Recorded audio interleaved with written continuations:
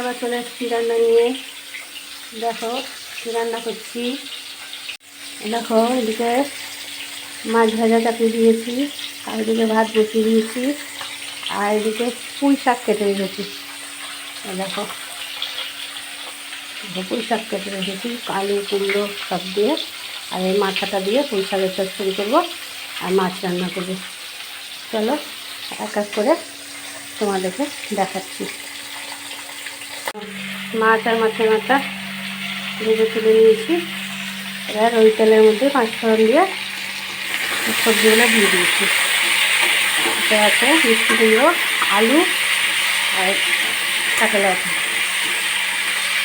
বীজ, যেটা তোমরা কেউ কী নামে ডাকে জানি না,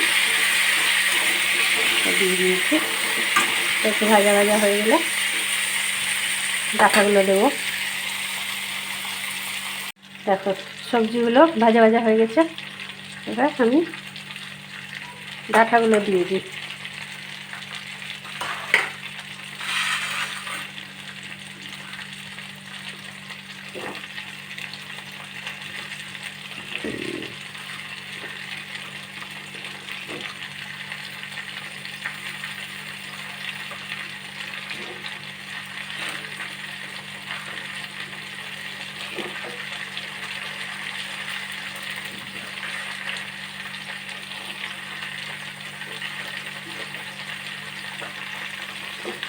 ডাঁটাগুলো দিয়ে দিলাম।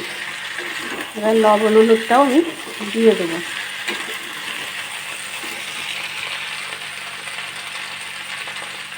দেখো লবণটা দিয়ে দিলাম,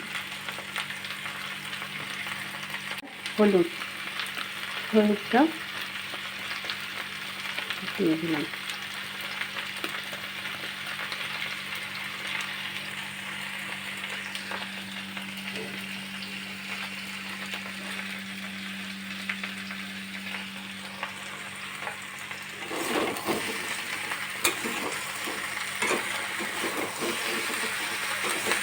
কাঁঠাগুলো একটু এদিক ওদিক করে নিয়ে শাক পাতাও দিয়ে দেবো, দিয়ে ঢাকা দিয়ে দেবো।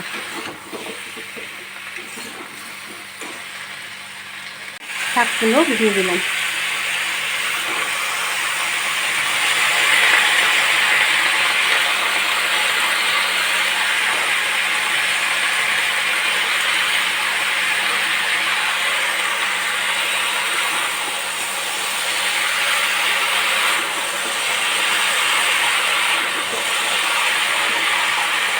করে রাখছি। ঢাকা দিয়ে সবজিগুলো সিদ্ধ হতে দিয়েছিলাম, এগুলো হালকা হালকা সিদ্ধ হয়েছে, আর একটু সিদ্ধ হওয়ার বাকি আছে। ডাটাগুলো তো সিদ্ধ হয়নি, সেই জন্য আমি সর্ষেটা দিয়ে আবার একবার ঢাকা দিয়ে দেবো।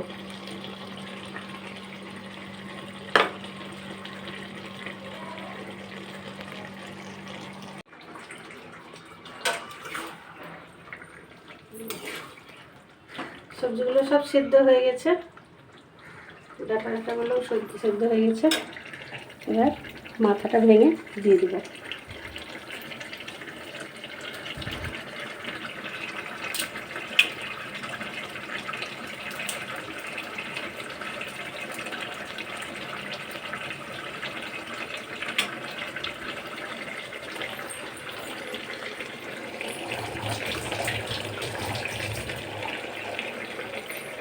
তরকারি রান্না আমার কমপ্লিট। কয়েক দানা চিনি দিয়ে দিলাম। এবার তরকারি নামিয়ে নেব। ডাঁটা চচ্চড়ি হয়ে গেল, এবার মাছটা রান্না করে নেব। তেল দিলাম,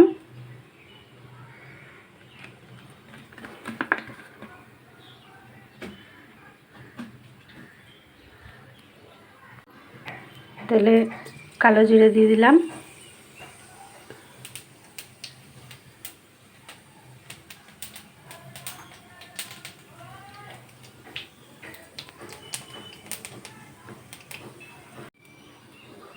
তেলটা গরম হয়েছে, মাছগুলো ছেড়ে দেবো।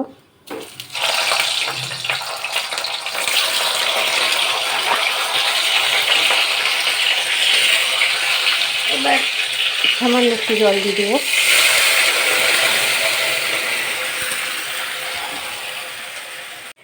এবার লবণ দিয়ে দিলাম, হলুদ দিয়ে দিলাম,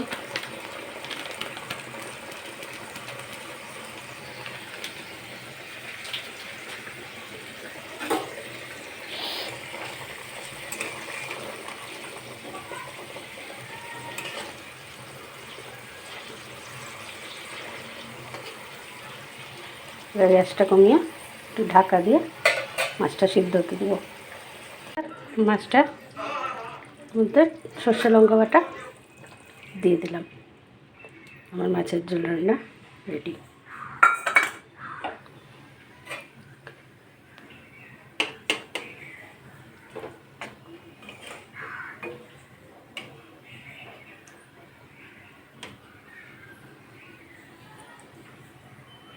তাহলে দেখলে বন্ধুরা আজকে কি রান্না করলাম, কিভাবে করলাম, তোমরা এভাবে রান্না করে খেও। তাহলে আজকে ভিডিওটা বড় করছি না, এখানে শেষ করছি। লাইক কমেন্ট শেয়ার করো, পাশে থেকো। চলো অনেক বেলা হয়ে গেছে, এবার খাওয়া দাওয়া করে নিই। টাটা।